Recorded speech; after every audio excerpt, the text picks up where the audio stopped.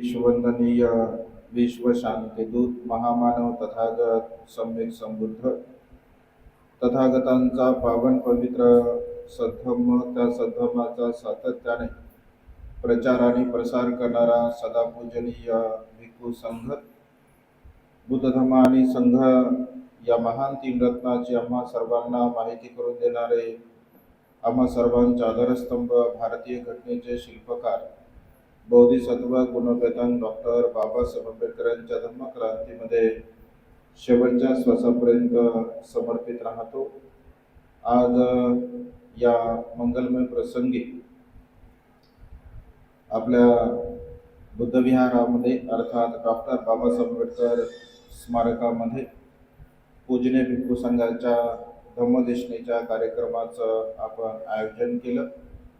आपणा सर्वांच्या हितासाठी, सुखासाठी आणि कल्याणासाठी धम्मदेशना देण्यासाठी उपस्थित असणारे पूजनीय भिक्खू करुणानंदजी महाथेरो, मुख्य संचालक the great happiness YouTube channel, पूजनीय भिक्खू यन धम्मानंदजी थेरो, मुख्य संचालक सर्च रिसर्च यूट्यूब चॅनल, उपस्थित सर्व श्रद्धासंपन्न उपासक उपासिका, त्याचप्रमाणे सातत्याने आपल्या ब्युटी ऑफ माइंड या यूट्यूब चॅनलच्या द्वारा धम्मदेशना श्रवण करून आपल्या जीवनामध्ये अनंत असीम पुण्य संपादन करणारे सर्व श्रद्धासंपन्न उपासक उपासिका, आपणा सर्वांच्या हितासाठी, सुखासाठी आणि कल्याणासाठी तथागतांच्या श्रेष्ठ धम्मदेशनेला प्रारंभ करतो.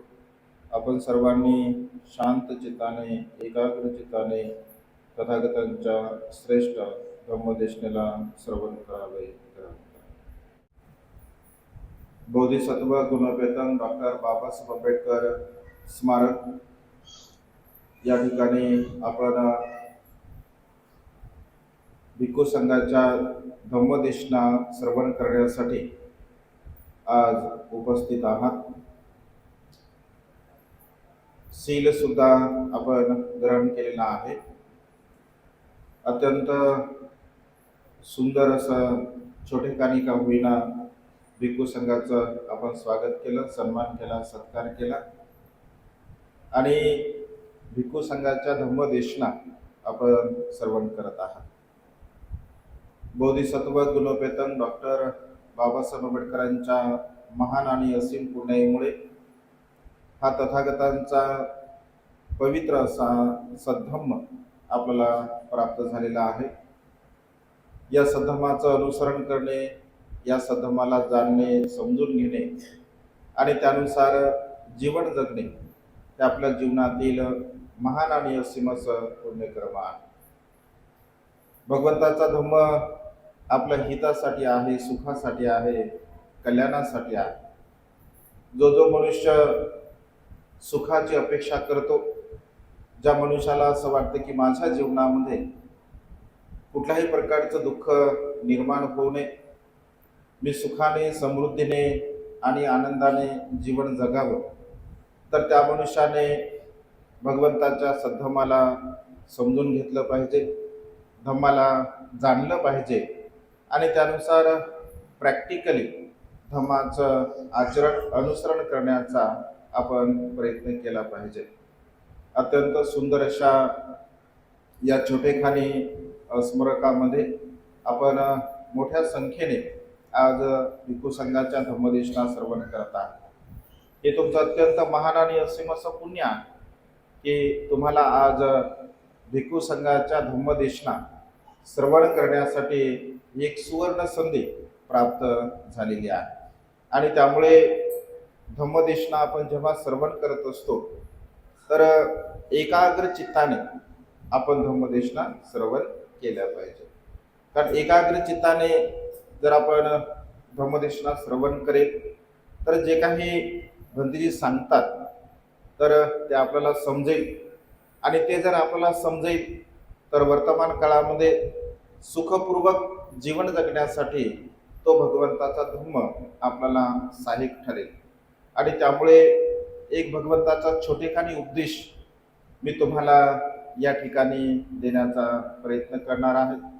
आणि त्यामुळे तुम्ही अत्यंत एकाग्र चित्ताने जर भगवंताची देशना श्रवण केली तर नक्कीच तुम्हाला त्याचा लाभ होऊ शकतो. तुम्हाला सुखपूर्वक जीवन जगण्यासाठी ती धम्मदेशनेची तुम्हाला मदत होऊ शकते. तर काही प्रश्न मी तुम्हाला करणार आहे आणि त्या प्रश्नाचं उत्तर तुम्हाला तुमच्या पद्धतीने द्यायचं आहे. म्हणजे धम्मदेशना अशाच पद्धतीनं होणार आहे. एक छोटंसं भगवंताच्या काळातील उपदेश मी तुम्हाला देणार आहे. तर आपण जीवन जगतो, आहे की नाही? जीवन जगतो आपण. तर जीवन जगत असताना आपल्याला आपल्या जीवनामध्ये सन्मान कोणत्या गोष्टीमुळे प्राप्त होतो? सन्मान, सन्मान समजते ना? काय केल्यामुळे, कोणत्या गोष्टी केल्यामुळे आपल्याला सन्मान प्राप्त होतो? आचरण, आपलं चांगलं काम केल्यामुळे आपल्याला सन्मान प्राप्त होतो. आणखी आणखी कशामुळे? धम्माचं काम केल्यामुळे आपल्याला सन्मान प्राप्त होतो. आणखी दोनच. धम्माचं आचरण केल्यामुळे आपल्याला सन्मान प्राप्त होतो, धम्माचं काम केल्यामुळे आपल्याला सन्मान प्राप्त होतो. आणखी एवढंच?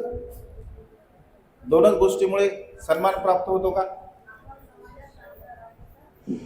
हो, तेच ते. समाजामध्ये चांगलं राहिलं, धम्माचं आचरण केलं, चांगले कर्म केले, सन्मान कशामुळे प्राप्त होतो हा विषय आपण बघत होतो.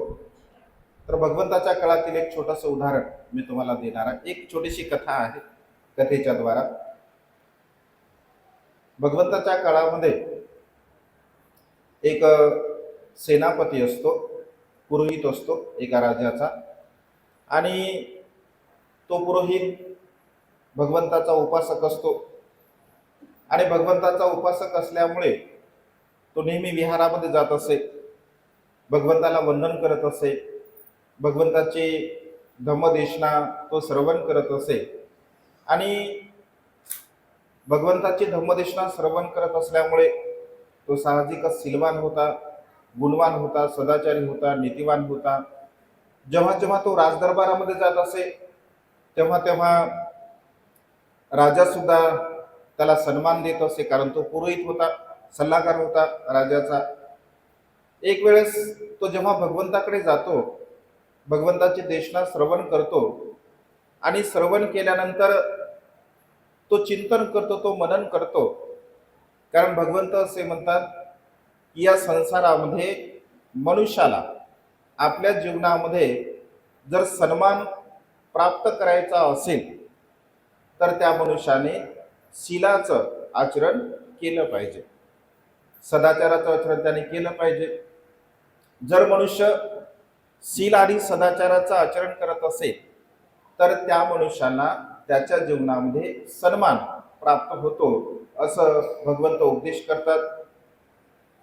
त्याला असं वाटतं, तो विचार करतो, जेव्हा भगवंताची देशना तो श्रवण करतो आणि जेव्हा घराकडे परत येतो तर घराकडे परत येत असताना तो विचार करतो की भगवंत असे म्हणाले की शीलाचं आचरण केल्यामुळे मनुष्याला सन्मान प्राप्त होत असतो, परंतु मला जो सन्मान प्राप्त होत आहे तर फक्त शीलामुळेच प्राप्त होतो की अन्य गोष्टीमुळे प्राप्त होतो? मग तो विचार करतो, मी विद्वान आहे, मी ज्ञानी आहे, मी पंडित आहे, तर ज्ञानी असल्यामुळे मला कदाचित सन्मान प्राप्त होत असेल असं त्याला वाटतं. त्याच्यानंतर तो असा विचार करतो की मी धनवान आहे, धनवान लोकांचा सन्मान होतो ना समाजामध्ये, ज्याच्याकडे अधिक पैसा आहे, धनवान आहे, तर त्याला असं वाटतं की कारण तो पण धनवान असतो तर मी धनवान असल्यामुळे माझा राजा सन्मान करत असेल असं त्याला वाटतं. दुसरी गोष्ट, तो असा विचार करतो की मी ब्राह्मण कुळामध्ये जन्मास आलो. जसं पूर्वीच्या काळामध्ये चतुर्वर्ण व्यवस्था होती, ब्राह्मण, क्षत्रिय, वैश्य आणि शूद्र. ब्राह्मण स्वतःला श्रेष्ठ समजायचे आणि त्यामुळे मी ब्राह्मण कुळामध्ये जन्मास आल्यामुळे माझा सन्मान होतो. मी विद्वान आहे, मी धर्मवान आहे, मी शीलवान आहे, गुणवान आहे आणि ब्राह्मण कुळामध्ये म्हणजे उच्च कुळामध्ये माझा जन्म झाला म्हणून मला सन्मान प्राप्त होत आहे. या चार गोष्टीचं तो चिंतन करत असतो. या चार गोष्टीचं चिंतन करत असताना त्याला असं वाटतं की मला फक्त शीलामुळे सन्मान प्राप्त होत नाही. कारण भगवंत उपदेश करताना असं म्हणतात की मनुष्याच्या जीवनामध्ये जर शील नसेल, सदाचार नसेल, नीतिमत्ता नसेल तर मनुष्याला कधीही सन्मान प्राप्त होऊ शकत नाही.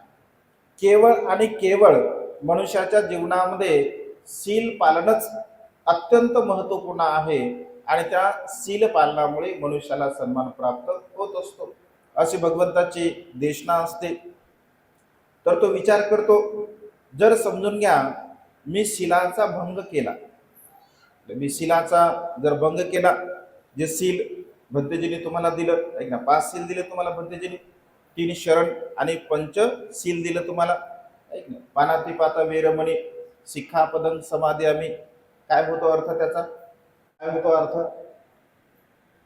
शील घेतलं की नाही तुम्ही, आता पंचशील ग्रहण केलं ना, काय होतो अर्थ? पानातिपाता वेरमणी शिखापदं समाधी आम्ही, याचा मराठी अर्थ काय होतो? प्राणी हत्या मी करणार नाही. दुसरं शील आहे अदिन्नदाना वेरमणी शिखापदं समाधी आम्ही, काय होतो अर्थ? तुम्ही पुस्तक वाचत नसता का? मी चोरीचं कर्म करणार नाही. तिसरं शील आहे कामेशुमिच्छाचारा वेरमणी शिखापदं समाधी आम्ही, काय होतो अर्थ? मी अकुशल कर्म व्यभिचाराचं कर्म करणार नाही. पाचवं शील आहे मुसावादा वेरमणी शिखापदं समाधी आम्ही, म्हणजे काय होतो मुसावादा? मी खोटं बोलणार नाही, मी निंदानस्ती करणार नाही, मी चहाडी चुगली करणार नाही आणि मी व्यर्थ बडबड करणार नाही. 4 गोष्टी येतात मुसावादामध्ये. सुरामेर, जे काही नशिली पदार्थ आहे त्याचं मी सेवन करणार नाही. हे 5 शील आहे, पंचशील आपण त्याला म्हणतो. तर तो विचार करतो, पुरोहित असा विचार करतो की फक्त या 5 शीलाचं आचरण केल्यामुळेच भगवंत असे म्हणाले की सन्मान प्राप्त होतो, परंतु माझ्या दृष्टीने मला असं वाटतं की मी विद्वान असल्यामुळे मला सन्मान प्राप्त होतो. तो असा विचार करतो, मी ब्राह्मण कुळामध्ये जन्मास आल्यामुळे मला सन्मान प्राप्त होतो. तो पुन्हा असा विचार करतो, मी धनवान असल्यामुळे मला सन्मान प्राप्त होतो. आता धनवान असल्यामुळे सन्मान प्राप्त होतो की नाही? होतो ना. समाजामध्ये जर एखादा धनवान व्यक्ती असेल तर त्याचा सन्मान आपण त्याला करतो. एखादा मनुष्य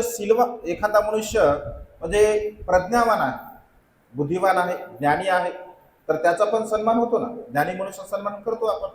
त्याच्यानंतर उच्च कुळामध्ये जन्मास आला, कुळाचं तर एवढं विशेष नाही, परंतु ह्या 2 गोष्टीमुळे सन्मान प्राप्त होतो, धन असल्यामुळे आणि विद्वत्ता प्रज्ञा असल्यामुळे. तर तो विचार करतो की ह्या 4 गोष्टीपैकी सर्वात महत्त्वपूर्ण गोष्ट कोणती आहे. मग तो परीक्षा घेतो की नेमकं भगवंताचं म्हणणं सत्य आहे की असत्य आहे. पडताळणी करतो, पडताळणी केली पाहिजे ना, कधी कधी पडताळणी केली पाहिजे की काय सत्य काय असत्य. खरोखरच भगवंत असे म्हणतात, कारण भगवंताच्या बाबतीमध्ये आपण नेहमी असं म्हणत असतो किंवा भगवंताचं वचन असं आहे, सत्यवादी बुद्धांचे वचन कधीही मिथ्य होत नाही. मिथ्य म्हणजे खोटं होत नाही. भगवंताचं वचन नेहमी सत्य असते. चिरं तिठंतु सद्धम्म, म्हणजे सदा सर्व काळ या संसारामध्ये भगवंताचं जे वचन आहे ते सदा सर्व काळ समान रूपाने सारख्याच प्रमाणामध्ये मनुष्याला पुण्य प्राप्त करून देत असतो. म्हणजे आज घडीला 5 शीलाचं आचरण केल्यामुळे लोक सुखी होतात. भगवंताच्या काळामध्ये सुद्धा 5 शीलाचं आचरण करणारे लोक सुखी होते.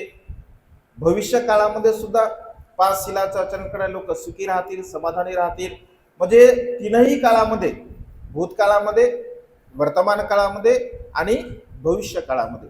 म्हणजे या संसारामध्ये जोपर्यंत मनुष्य प्राणी असतो तोपर्यंत भगवंताचा धम्म समान रूपाने सारख्याच स्वरूपाचं फळ देणारा असतो.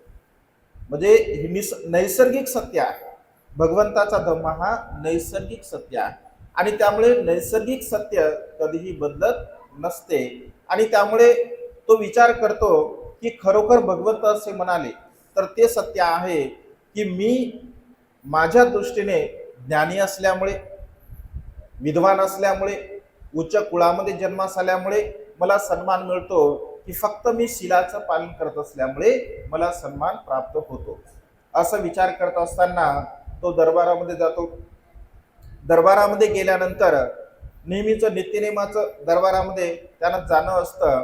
तर जिथे कोषागार असते राज दरबारामध्ये, तर त्या कोषागारामध्ये गेल्यानंतर जे काही सेवक असतात तिथे त्या धनाची रक्षा करणारे, तर तो धनाची रक्षा करणारा व्यक्ती त्याला बघेल अशा दृष्टीने तो त्या जे काही धन असतं त्या धनातील 2 सुवर्ण मुद्रा काढून घेतो आणि आपल्या खिशामध्ये टाकतो. तो जो काही द्वारपाल असतो धनाची रक्षा करणारा, तर त्याला असं वाटतं की ठीक आहे, जाऊ द्या, हा राजाचा अत्यंत जवळचा व्यक्ती आहे, पुरोहित आहे, आपण काही बोललं नाही पाहिजे. त्याने 2 सुवर्ण मुद्रा घेतल्या, घरी निघून गेला. पुन्हा दुसऱ्या दिवशी येतो. दुसऱ्या दिवशी आल्यानंतर तशाच पद्धतीने तो त्या कोषागारामध्ये जातो. पुन्हा 4 सुवर्ण मुद्रा घेतो, खिशामध्ये टाकतो आणि निघून जातो.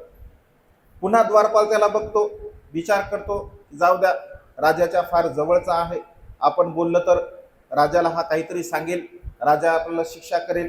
पुन्हा तिसऱ्या दिवशी तो दरबारामध्ये जातो आणि हातामध्ये जेवढ्या सुवर्ण मुद्रा येतील तेवढ्या तो आपल्या बॅगमध्ये टाकण्याचा प्रयत्न करतो. आता मात्र तो द्वारपाल त्याला पकडतो आणि द्वारपाल म्हणतो की पहिल्या दिवशी तू चोरी केली, दुसऱ्या दिवशी तू चोरी केली आणि तिसऱ्या दिवशी सुद्धा तू चोरी केली, चोर पकडला, चोर पकडला, अशा प्रकारे तो बोलत असतो. बाकीचे जे काही सेवक असतात ते सेवक सुद्धा येतात आणि ते म्हणतात कुठाही चोर, तर तो द्वारपाल म्हणतो की हा बघा चोर.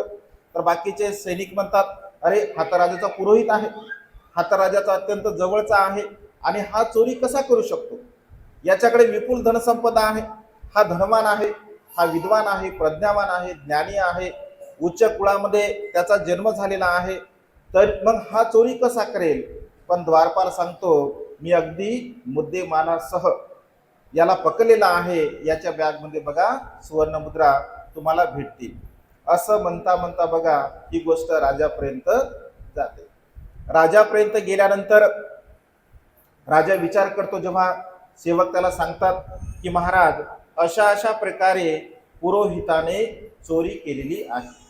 राजाला विश्वास बसत नाही की पुरोहित चोरी करू शकतो. राजाला बिलकुल विश्वास बसत नाही. परंतु खात्रीपूर्वक जेव्हा त्याला सांगितलं जातं, त्याने घेतलेल्या सुवर्ण मुद्रा त्याला दाखवल्या जातात, तेव्हा राजाचा बघा म्हणजे राजाला अत्यंत दुःख होते. कारण राजाचा तो सल्लागार असतो, राजाचा तो पुरोहित असतो आणि त्यामुळे राजाचा विश्वास त्याच्यावरती असतो. एकदा जर मनुष्याचा विश्वास संपला, नष्ट झाला, तर पुन्हा विश्वास निर्माण होऊ शकत नाही. कारण भगवंताने विश्वास प्रमा याती असं म्हटलेलं आहे. विश्वासाचं नातं या संसारामध्ये सर्वात मोठं आहे. विश्वासासारखं नातं दुसरं कुठल्याही प्रकारचं नाही असं भगवंतानी म्हटलं. कारण आपण व्यवहारामध्ये जेवढे काही आपले नाते असतात, पती पत्नीचं नातं असेल, बहीण भावाचं नातं असेल, गुरु शिष्याचं नातं असेल, ऐक नाही, हे सर्व जे काही व्यवहारिक आपले जे नाते असतात, हे सर्वच्या सर्व नाते कशामुळे टिकतात, कशामुळे, विश्वासामुळे. विश्वास जर नसेल तर कोणतंही नातं टिकू शकत नाही. पती पत्नीचा एकमेकावरती विश्वास असला पाहिजे, आपल्या आईवडिलांचा आपल्या मुलावरती विश्वास असला पाहिजे, मुलांचा आपल्या आईवडिलांवरती विश्वास असला पाहिजे. म्हणजे घरामध्ये आपले जेवढे काही नाते असतात, हे सर्वच्या सर्व नाते जर चांगल्या प्रकारचे टिकवायचे असतील तर विश्वासाचं नातं हे अत्यंत महत्वपूर्ण आहे. जर एकमेकांच्या प्रती जर विश्वास नसेल तर संसारामध्ये लोक बघा सुखी राहू शकत नाही. ऐक ना, समाजामध्ये सुद्धा जेव्हा आपण काम करत असतो, समाजामध्ये काम करणारे लोक म्हणजे पुढे नेणारे लोक जर विश्वास पात्र असतील तर त्या समाजाची उन्नती होत असते. परंतु त्या समाजामध्ये समाजाला समोर नेणारे लोक जर विश्वास पात्र नसतील तर त्या समाजाची अधोगती होत असते. आणि कधी कधी आपण व्यवहारामध्ये म्हणतो बघा, हा व्यक्ती खूप चांगला होता परंतु आता हा व्यक्ती विश्वासाच्या बिलकुल लायकीचा नाही राहिला, या व्यक्तीवरती आता बिलकुल विश्वास ठेवला नाही पाहिजे. म्हणजे फसवेगिरी जर झाली तर पुन्हा आपण कधी त्याच्यावरती विश्वास ठेवत नाही. त्यामुळे विश्वास महत्वपूर्ण आहे. राजाला सुद्धा असं वाटलं की अरे, एवढा मोठा हा चांगला व्यक्ती आणि हा चोरी करतो, राजाला बिलकुल विश्वास बसत नाही. राजाला खूप दुःख होते, कारण एखाद्या व्यक्तीवरती आपला विश्वास असेल आणि तो विश्वास जर नष्ट झाला तर आपल्याला सुद्धा दुःख होत असते, राजाला सुद्धा दुःख होते. आणि राजा कुठल्याही प्रकारचा विचार न करता राजा म्हणतो की मी त्याच्यावरती माझा खूप विश्वास होता, त्याने माझा विश्वासघात केला आहे, त्याला फाशीची शिक्षा द्या. डायरेक्ट राजा काय म्हणतो, त्याला फाशीची शिक्षा द्या, मला त्याला बिलकुल भेटायची आवश्यकता वाटत नाही. असं म्हटल्याबरोबर राजाचा आदेश आहे, राज आदेश आहे, लगेच त्याला जिथे शिक्षा दिली जाते तिथे त्या वधस्थळाकडे घेऊन जात असतात. तो पुन्हा पुन्हा बोलतो की अरे, मला एकदा राजाला भेटायचं आहे, मला एकदा राजाला भेटू द्या. पण सेवक सांगतात की तुम्हाला राजाला बिलकुल तुम्हाला भेटण्याची इच्छा नाही, कारण राजाचा तुम्ही विश्वासघात केला आहे. तो पुन्हा पुन्हा पुन्हा पुन्हा समजून सांगतो आणि शेवटी तो असं म्हणतो की मनुष्याला शिक्षा होण्यापूर्वी शेवटची इच्छा त्याची पूर्ण केली जात असते. शेवटची इच्छा पूर्ण केली आपण बघतो व्यवहारामध्ये सुद्धा, आजही वर्तमान काळामध्ये ज्या व्यक्तींना फाशी दिली जात असते तर त्याची शेवटची इच्छा विचारली जाते. तर शेवटची इच्छा तुझी का आहे असं जेव्हा त्याला सेवक विचारतात तर तो म्हणतो की एकदा मला महाराजांना भेटायचं आहे. जेव्हा ही सूचना महाराजाकडे येते आणि जेव्हा ते सेवक सांगतात महाराजाला की महाराज, त्या पुरोहिताची शेवटची एक इच्छा आहे की राजाला मला भेटायचं आहे. तर राजाला असं वाटतं ठीक आहे, आता शेवटची इच्छा आहे, आपण त्याला शिक्षा तर आता दिलेलीच आहे आणि शिक्षा तर आपण आता मागे घेऊ शकत नाही, तर येऊ द्या. त्याला बोलवल्या जातं आणि बोलवल्यानंतर तो महाराजाला म्हणतो की महाराज, एवढ्या वर्षापासून मी तुमच्या सोबत काम करतो, एवढ्या वर्षापासून मी तुम्हाला सल्ला देतो, एवढ्या वर्षापासून मी तुमच्या दरबारामध्ये राहतो, एवढ्या वर्षापर्यंत महाराज माझ्यामध्ये एखादा दोष तुम्हाला आतापर्यंत दिसला का? एखादा दोष माझ्यामध्ये काय दुर्गुण आहे, एखादा दोष माझ्यामध्ये कोणता आहे तर तुम्हाला दिसला का? तर महाराज जेव्हा चिंतन करतो, विचार करतो क्षणामध्ये, तर तो म्हणतो की नाही, आतापर्यंत तुझ्यामध्ये एकही दोष मला दिसलेला नाही. महाराज, माझ्याकडे धनसंपत्ती नाही का? मी धनवान नाही का? तर राजा म्हणतो की हो, तू तर धनवान आहे, तुझ्याकडे विपुल धनसंपत्ती आहे. मग महाराज, मी धनवान असताना सुद्धा ह्या छोट्याशा मोहऱ्या घेऊन, मी ज्या मोहऱ्या घेतलेल्या आहे, मी जे सुवर्णमुद्रा चोरल्या आहे, तर त्या तेवढ्या सुवर्णमुद्रा घेतल्यानंतर मला माझ्या धनामध्ये फारच वृद्धी होईल का, फारच वाढ होईल का, किंवा मला फारच त्याचा लाभ होईल का? राजा म्हणतो की नाही, होणार नाही. पण तू चोरी तर केली, तू तर चोरी केली, तू तर अकुशल कर्म केलं, वाईट कर्म केलं. महाराज, मी ज्ञानी आहे, मी विद्वान सुद्धा आहे, मी धनवान सुद्धा आहे, उच्च कुळामध्ये मी जन्मास सुद्धा आलो आहे. महाराज, या सर्व गोष्टी माझ्याकडे असताना मी चोरी का केली, मी ती सुवर्णमुद्रा का घेतल्या, याचं तुम्ही मला कारण विचारलं का? तुम्ही कारण विचारायला पाहिजे होतं की मी नेमकं ही चोरी का केली. राजाला असं वाटतं की हो, विचारायला पाहिजे होतं की आपण नेमकं तू चोरी का केली, काय कारण आहे? तर राजा म्हणतो की काय कारण आहे, का चोरी केली तू? तर तो म्हणतो की महाराज, मी जेव्हा भगवंताकडे गेलो, भगवंताकडे गेल्यानंतर भगवंताचा मी उपदेश श्रवण केला, तर भगवंत असे म्हणाले की मनुष्याच्या जीवनामध्ये धनामुळे, संपत्तीमुळे मनुष्याला सन्मान प्राप्त होत नाही. मनुष्याकडे ज्ञान असेल, प्रज्ञावान असेल, तो बुद्धिवान असेल, तरी सुद्धा त्याला सन्मान प्राप्त होत नाही. एखाद्या उच्च कुळामध्ये जन्मास आला म्हणून त्याला सन्मान प्राप्त होत नाही. या तीनही गोष्टी एखाद्या मनुष्याकडे नसतील आणि त्या मनुष्याकडे फक्त शील असेल, सदाचार असेल, नीतिमत्ता असेल, तो मनुष्य गुणवान असेल, तर त्या मनुष्याला सन्मान प्राप्त होतो. हे भगवंताचं वचन मला सत्य आहे की असत्य आहे याची पडताळणी करायची होती. आणि त्यामुळे महाराज खरोखर मी ते चोरी केली आणि मी अनुभवलं, मी जाणलं आता की मी माझ्याकडे संपत्ती आहे म्हणून मला सन्मान प्राप्त होत नाही. मी विद्वान आहे, मी ज्ञानी आहे, पंडित आहे, बुद्धिवान आहे म्हणून मला सन्मान प्राप्त होत नाही. मी उच्च कुळामध्ये जन्मास आलो म्हणून मला सन्मान प्राप्त होत नाही. तर मला सन्मान केवळ आणि केवळ मी शीलवान असल्यामुळे, मी गुणवान असल्यामुळे, मी सदाचारी असल्यामुळे मला सन्मान प्राप्त होत होता. या बाकीच्या सगळ्या गोष्टी व्यावहारिक दृष्टिकोनातून जरी महत्त्वपूर्ण असतील, तर सर्वात महत्त्वपूर्ण जर गोष्ट कोणती असेल तर ते म्हणजे शील आहे, सदाचार आहे, नीतिमत्ता आहे, हे मी जाणलं. आणि त्यामुळे महाराज ही परीक्षा घेण्यासाठी मी अशा प्रकारचं कृत्य केलं. तेव्हा महाराजाला सुद्धा थोडीशी म्हणजे वाईट वाटतं की अरे एवढा मोठा चांगला पुरोहित, आपण त्याला डायरेक्ट फाशीची शिक्षा सुनावली. तर महाराज म्हणतो की ठीक आहे, हरकत नाही, पण असं कृत्य तू करायला पाहिजे नव्हतं. तर तेव्हा तो म्हणतो की महाराज आता बिलकुल माझी इच्छा संसारामध्ये राहण्याची नाही आहे. मला तुम्ही शिक्षा तर दिली, हे सर्व काही मी सोडणार आहे आणि मी सर्व सोडून भगवंताचा शिष्य बनणार आहे. मला परवानगी द्या. तो पुन्हा राजपद त्यागतो, पुरोहितपद त्यागतो, भगवंताकडे जातो, भगवंताकडे प्रवर्जित होतो, ध्यान मनन चिंतन करतो आणि अरहंत पदाला तो प्राप्त होत असतो. मनुष्याच्या जीवनामध्ये उदाहरण सांगण्यात तात्पर्य हे आहे की सन्मान कशामुळे प्राप्त होतो आपल्याला. आपण जर शीलवान असेल, गुणवान असेल, सदाचारी असेल, तर बघा आपल्याला सन्मान प्राप्त होत असतो. आपल्याकडे कितीही संपत्ती असू द्या, आपल्याकडे कितीही आपण विद्वान असू द्या, ज्ञानी असू द्या, प्रज्ञावान असू द्या, आपण कितीही उच्च कुळामध्ये जन्मास असू द्या, ह्या सर्व गोष्टी गौण आहेत जर त्या मनुष्याकडे जर शील नसेल, सदाचार नसेल, नीतिमत्ता नसेल. आणि त्यामुळे संपत्ती तर आपल्याला आवश्यकच आहे, विद्वत्ता प्रज्ञा तर आपल्याला आवश्यकच आहे, परंतु त्याच्या सोबत सोबत शील, सदाचार, नीतिमत्ता बघा आपल्या जीवनामध्ये असणं अत्यंत गरजेचं आहे. बाबासाहेब सुद्धा असं म्हणतात की मी शीलवान आहे, मी सदाचारी आहे, मी गुणवान आहे, माझ्या शीलाबद्दल कोणीही माझ्याकडे बोट दाखवू शकत नाही. एवढं शील चांगल्या प्रकारचा असलं पाहिजे.